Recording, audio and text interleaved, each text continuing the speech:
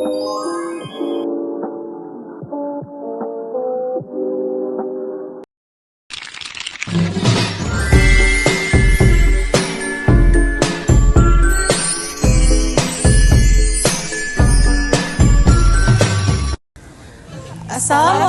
warahmatullahi wabarakatuh. Perkenalkan, kami dari kelompok 5. Saya Putri Ramadhani. Saya Delia Zahra. Saya Citra Maheza. Pada video kali ini kami akan membahas tentang apa itu pasar bisnis.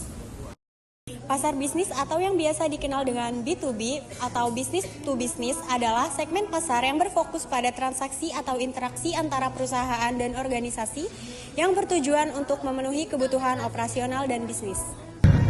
Selanjutnya adalah pengendalian organisasi. Pengendalian organisasi adalah proses pengambilan keputusan oleh perusahaan untuk membeli barang atau jasa yang melibatkan faktor internal, eksternal seperti keputusan strategis, anggaran, dan analisis pasar.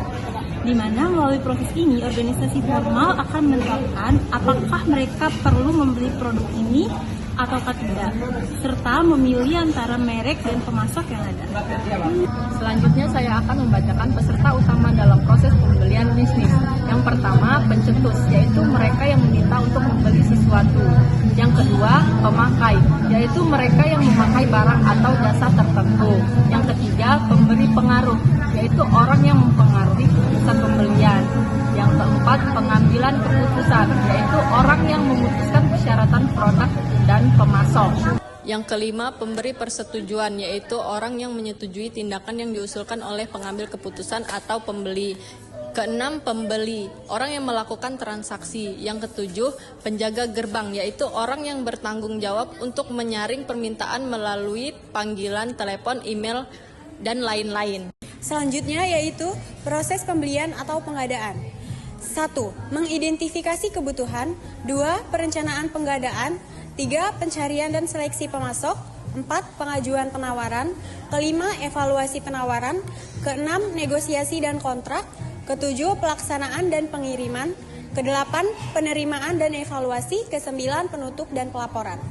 Selanjutnya ada tahapan dalam proses pembelian. Yang pertama ada pengenalan masalah. Pada tahap ini, konsumen menyadari adanya kebutuhan atau masalah yang perlu dipecahkan. Yang kedua, ada pencarian informasi. Pada tahap ini, konsumen mencari solusi berupa produk atau layanan yang sesuai dengan kebutuhan. Yang ketiga, ada evaluasi alternatif. Evaluasi alternatif adalah tahapan ketiga di mana konsumen membandingkan berbagai pilihan produk atau layanan berdasarkan harga, kualitas, fitur, dan lain-lain. Selanjutnya saya akan membacakan cara mengelola hubungan pelanggan ke bisnis. Yang pertama, mengetahui segmentasi pasar. Yang kedua, menggunakan aplikasi CRM. Yang ketiga, mempersonalisasi komunikasi. Yang keempat, pemberian apresiasi pada pelanggan bisnis. Yang kelima, meningkatkan performa layanan pelanggan bisnis. Selanjutnya adalah pasar lembaga dan pemerintah. Pasar lembaga mencakup berbagai lembaga yang melakukan kegiatan ekonomi seperti institusi keuangan, perusahaan, dan organisasi yang berfokus pada tujuan tertentu. Mereka membeli dan menjual barang serta jasa untuk mendukung operasional mereka. Adapun contoh dari pasar lembaga yaitu sekolah, universitas, yayasan sosial, dan rumah sakit.